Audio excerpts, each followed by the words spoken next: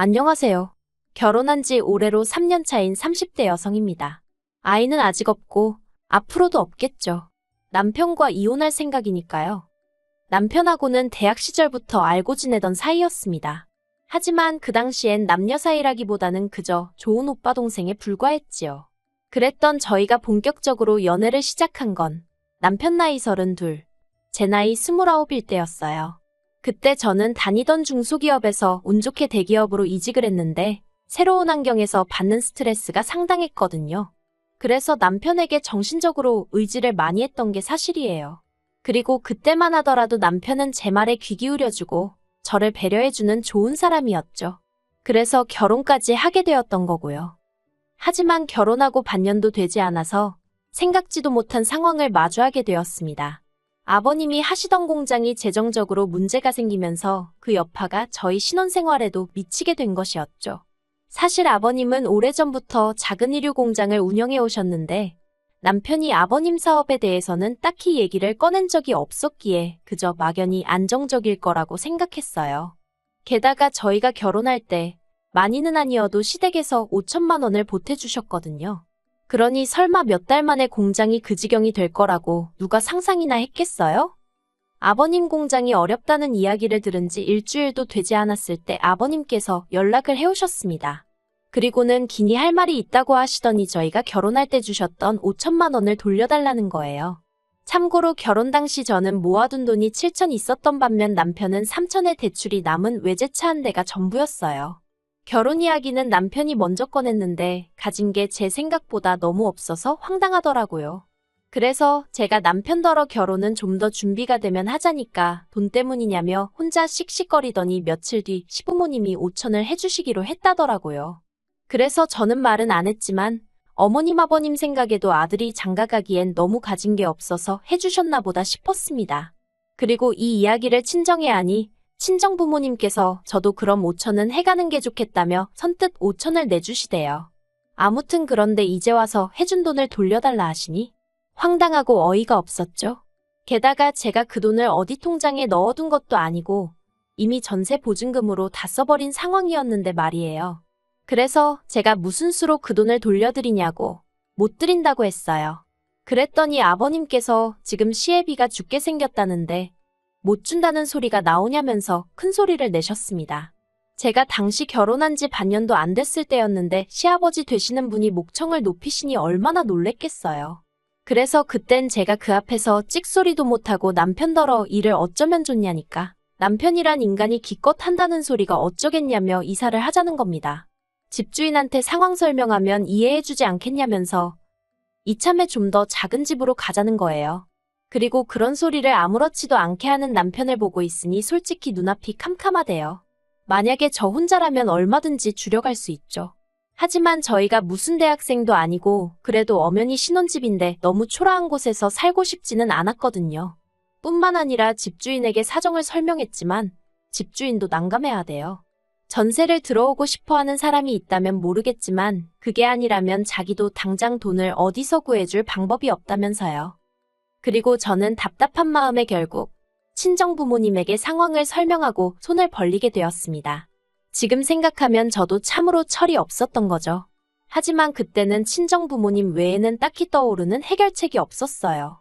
저희 이름으로 대출을 받아서 시댁에 드리자니 대출이자가 부담스럽기도 했고 한편으론 억울하기도 했거든요. 아무튼 며칠 뒤 제 계좌로 친정아버지 이름으로 5천만 원이 입금되었습니다. 저는 솔직히 도와달라고 말씀은 드렸지만 친정아버지가 이렇게 빨리 해주실 줄은 몰랐어요. 그래서 바로 친정아버지한테 연락을 드리고 감사하다 하니 당신은 모르는 일이라며 잡아떼시는 거예요. 저희 친정아버지가 원래 앞에서는 무뚝뚝하신데 뒤로는 잘 챙겨주시고 그러면서도 고마워하면 낯뜨겁다고 못하게 하시는 성격이십니다. 아무튼 제가 친정아버지더러 이 돈은 무슨 수를 써서라도 꼭 갚겠다니까 갚긴 뭘 갚냐며 쓸데없는 소리 하지 말라고 하시더니 필요한 데다가 욕이나 겠어 그러시대요. 그리고는 저더러 남편한테 너무 싫은 소리 하지 말랍니다. 남편이야말로 지금 이 상황이 얼마나 답답하고 속상하겠냐면서요. 그리고 그 주 주말 저와 남편은 시댁을 찾았습니다. 그리고 아버님께 친정아버지가 주신 5천을 드리며 이걸로 저희 결혼할 때 시댁에서 받은 건 없는 거나 마찬가지라고 딱 잘라 이야기를 했네요. 되바라져 보일 수 있겠지만 이런 이야기를 꺼낸 이유는 단순했습니다. 어머님 아버님께서 지난 몇 달 동안 5천 해주신 걸로 어지간히 생색을 내셨거든요. 더 해주지 못해서 속상해하시는 친정부모님과 달리 시부모님은 우리 나이에 5천이면 얼마나 큰 돈인지 아냐면서 매 순간 감사하는 마음을 가지라는 둥. 그러다가 돌려달라고 하실 때는 못 준다는 저를 무슨 돈도 고른 애취급을 하시면서 얼마나 싫은 소리를 하셨는지 몰라요. 그러니 오죽하면 제가 이제 받은 거 없는 거란 소리를 대놓고 했을까요? 그리고 그런 저에게 어머님 아버님 두 분 다 별 말씀은 안 하셨지만 상당히 당황하신 눈치셨어요. 한편 시댁에 5천을 건네고 몇 달 지나지 않아 이번엔 집주인 쪽에서 먼저 연락이 왔습니다. 듣자 하니 자기 아들이 결혼을 하게 됐다면서 자기네 사정 좀 봐달라는 거예요. 그리고 저는 옳다구나 싶었습니다. 솔직히 살아보니까 여러 가지로 저희랑 안 맞는 부분이 많았거든요. 회사까지 가는 길도 교통편 자체는 나쁘지 않았는데 문제는 그 일대에 저희처럼 출근하는 사람들이 워낙 많다 보니 버스에 앉아서 간다는 건 상상도 할 수 없었고요. 그리고 집 상태도 도배를 싹 해놔서 그런지 겉에서 보기에는 깨끗하고 멀쩡해 보여요.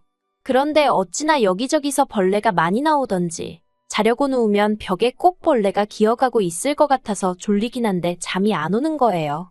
그런데 집주인한테 얘기하면 여기가 주변에 나무가 많아서 그렇다며 대신 공기가 좋지 않냐는 소리나 해대고 아무튼 그렇다 보니 그냥 하루빨리 이 집에서 나가고 싶다는 생각뿐이었는데 집주인이 먼저 계약을 깨달라고 나오니 저희로선 땡큐였어요. 그래서 저희는 결국 첫 전셋집에서 1년도 안 살고 이사를 하게 되었습니다. 그런데 남편이 저번에도 그러더니 이번에는 좀 작은 집으로 이사를 가자대요. 그래서 왜냐고 물으니 이참에 보증금 일부로 자기 차에 걸려있는 대출을 갚으려고 그런다는 거예요. 어이가 없어서 제가 남편더러 보증금에 당신 돈이 어딨다고 그걸로 당신 차에 걸려있는 대출을 갚느냐고 무안을 줘버렸어요. 아버님이 주셨던 5천 도로 가져가셨고 그걸 제외하고도 남편이 보탰다는 3천은 솔직히 일일이 따지자니 좀 치사한 것 같긴 한데 저와 마찬가지로 결혼식에 신혼여행 그리고 살림살이 사는데 다 쓰였으니까요. 그러니 솔직히 남편이 자기 몫을 찾는 건 정말 염치 없는 거잖아요. 그리고 그나마 다행이라고 해야 할지 남편도 제 이야기를 듣고는 얼굴만 붉힐 뿐 더는 따지고 들지 않더라고요. 한편 돌려받을 전세보증금으로 갈 만한 곳은 서울에서는 오래된 빌라 정도밖에 없었습니다. 그리고 제가 그때 생각한 게 이러다간 허구한 날 이사나 다니다 결국 내 집은 못 사는 거 아닌가 싶은 거예요. 그래서 남편에게 대출을 받자고 했어요. 단 1억이라도 대출을 받아서 오래된 아파트라도 우리 명의로 된 걸 하나 마련하자고요. 그랬더니 남편이 대번에 싫답니다. 대출 받으면 이자 나가지 않냐, 그거 싫다고 자기 아버지 돈 돌려드릴 때도 쪽팔리게 장인어른한테 손 벌린 거 아니냐면서요. 그래서 그때랑 지금이랑은 명분도 다르고 상황도 다르다고 설명을 했지만 아예 들으려고 하질 않으니 소용이 없었죠. 그리고 결국 제가 그러면 냅두라고 했어요. 어차피 보증금도 다 내 돈이나 마찬가지니 대출도 내 이름으로 받겠다고요. 그러자 이번에도 남편이 설레발을 치면서 한다는 소리가 나중에 자기한테 부부니까 같이 갚아달라는 둥 어쩐다는 둥 그런 소리 하면 안 된다는 겁니다. 그래서 제가 걱정 말라고 했어요. 당신이나 나중에 같이 안 산 걸 후회하지 말라고요. 그런데 여기서 제가 이런 말을 한 건 정말 무슨 집값이 오를 거라고 기대를 했다거나 그랬던 것은 아니고요. 그냥 너무 신경질적으로 나오는 남편이 미워서 저도 한번 해본 소리였네요. 돌려받은 보증금에 대출까지 받아서 있는 대로 긁어모으니 대충 3억 정도 되었습니다. 그래서 그 돈으로 서울 끝자락에 있는 정말 작은 아파트를 하나 샀어요. 18평으로 방 2개 화장실 하나가 있는 빠듯한 공간이었죠. 그래도 이제 이사는 안 다녀도 된다는 생각에 기뻤고 아파트를 알아보다가 알게 된 사실이었는데 지어진 지 워낙 오래돼서 재개발이 되니마니 하는 곳이었더라고요. 그런데 제가 그렇게 싼 값에 살 수 있었던 건 원래 살던 주인이 할아버지셨는데 그렇다 보니 리모델링이고 뭐고 하나도 안 하고 30년 가까이 사셨답니다. 그러다 자식들이 다 외국으로 나가면서 같이 나가게 되셨다고 빨리 팔아야 한다는 걸 제가 운 좋게 잡았던 거고요. 아무튼 그렇게 집을 사고 인테리어는 친정아버지가 아는 분께 부탁하여 시세보다 저렴하게 해결했어요. 그리고 이제 전세도 아니고 제 명의로 된 자가였던 만큼 집들이도 했죠. 그런데 시부모님이 저희 집 현관을 들어서시면서 하시는 말씀이 이것도 집이냐고 사람을 불렀냐는 거예요. 그래도 나름대로 뿌듯한 마음으로 모신 자리였는데 첫마디가 저러니 저도 사람인데 기분이 팍 상하대요. 한 푼 보태주신 것도 없으시면서 어쩌면 말을 저렇게 하시나 싶은 게 정말이지. 지금도 그때 느낀 허탈감이 얼마나 생생한지 몰라요. 하지만 제가 고작 그런 일로 이혼까지 생각하게 된 것은 결코 아닙니다. 지난 3월, 저희 부부가 결혼한 지 3년째 되던 달이기도 했지요. 나름대로 우여곡절을 겪으며 벌써 3년이란 시간이 흘렀구나 싶었을 즈음이었는데 시부모님에게서 연락이 왔습니다. 할이야기가 있으니 조만간 한번 올라오시겠다고요. 그래서 주말에 오시라고 말씀을 드렸고 그러겠다 하셨어요. 그런데 그 할 말이라는 것이 기도 안 차는 것이었습니다. 아버님께서 저에게 5천만 원을 주시면서 그때 돈 잘 썼다 하시더니 이제 이 돈 돌려주니까 아파트 명의를 남편과 공동 명의로 하라는 것이었죠. 황당해서 순간 말도 안 나왔어요. 남편이 죽어도 대출은 같이 안 갚는다고 그래서 거의 2년에 가까운 시간 동안 저 혼자 대출 갚았거든요. 그리고 그나마 다행히 동네에 지하철이 들어오네. 그리고 재개발 얘기도 진척이 좀 있어서 아파트 값이 올라 그걸로 마음의 위안을 삼고 있었는데 뜬금없이 그때 5천 이제 돌려줄 테니 공동명의를 하라니 어림 택도 없는 소리였지요. 그래서 제가 아버님더러 싫다고 했어요. 그러니까 아버님이 영문을 모르겠다는 표정으로 왜 싫으냐입니다.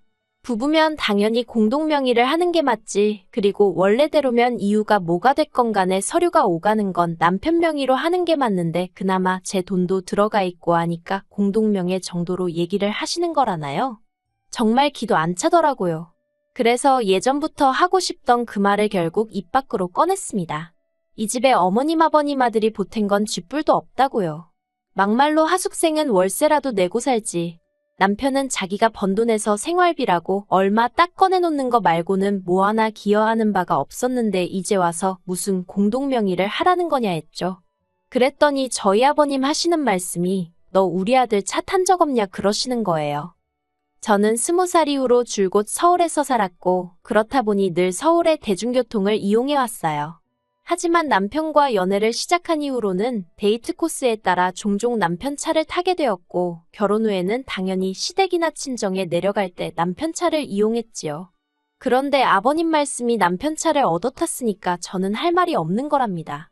그리고는 아버님이 남편을 보시더니 네 차 얘랑 공동명의로 해줘라. 알겠냐 하시대요. 저한테는 들었지? 우리 아들이 지 차에 너 공동명의 해줄 거니까 너는 아파트 공동명의 해주면 된다. 내가 돈도 준다고 하지 않냐 하시는데 진짜 무슨 사업하신다는 분이 셈을 이따위로 하시나 싶어서 오죽하면 저도 모르게 입안에 있던 주스를 뿜었다니까요. 제 입에서 나간 오렌지 주스를 어머님이 정통으로 얼굴에 맞으셨고 당연히 난리가 났어요. 어머님이 더러워 죽겠다며 저한테 일부러 그랬지 하시며 삿대질을 해대셨고 저는 그게 아니라곤 했지만 어머님의 벌개진 얼굴에 얼룩진 오렌지 과육들이 눈에 자꾸 들어와서 웃음을 참지 못했습니다. 그러자 어머님이 저더러 미친 엑스 아니냐며 아버님더러 가자고 화를 내셨고 아버님은 아버님대로 저더러 다음 주까지 공동명의해 놓으라고 안 해놓으면 5천만 원도 안 줄 거고 저희 이혼시킬 거랍니다. 그런데도 저는 끝까지 웃음이 나오려고 해서 나중엔 억지로 웃음을 참았더니 눈물이 질질 흐르더라고요. 그리고 아버님 어머님이 돌아가시고 나자 남편한테 이게 지금 말이 된다고 생각하냐고 물었어요. 그랬더니 남편이 공동명의하는 게 돈 드는 것도 아니고 뭐가 문제냐입니다. 저만 원하면 앞으로 대출금도 같이 갚겠다면서 저더러 너무 계산적으로 사는 거 보기 안 좋다대요. 그리고 한다는 말이 대신 앞으로는 차 실컷 쓰게 해줄게 하는데 제가 됐다 그랬습니다. 계산적이나마나 나는 그 5천 안 받아도 그만이고 대출도 혼자 갚아도 되고 차도 내가 한 대 뽑으면 뽑았지 공동명의할 생각 없다고 했어요.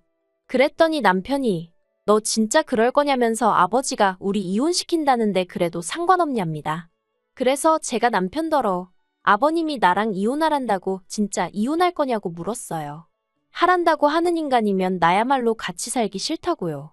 그랬더니 남편이 자기는 부모님 말씀은 거역 못한답니다. 그래서 제가 그러면 별 수 없네 하니까 남편이 저더러 이기적이라며 너무한다더니 후회 안 하냐대요. 고작 이깟 코딱지만한 아파트 때문에 이혼 엿딱지부터도 상관없냐면서요. 그래서 이깟 코딱지만한 아파트라고 해도 너보다 낫다고 해버렸어요. 그랬더니 남편이 저더러 마음대로 하라면서 지 짐 싸서 나갔습니다. 내일은 남은 짐도 다 챙겨서 이혼 서류랑 같이 시댁에 보내버리려고요.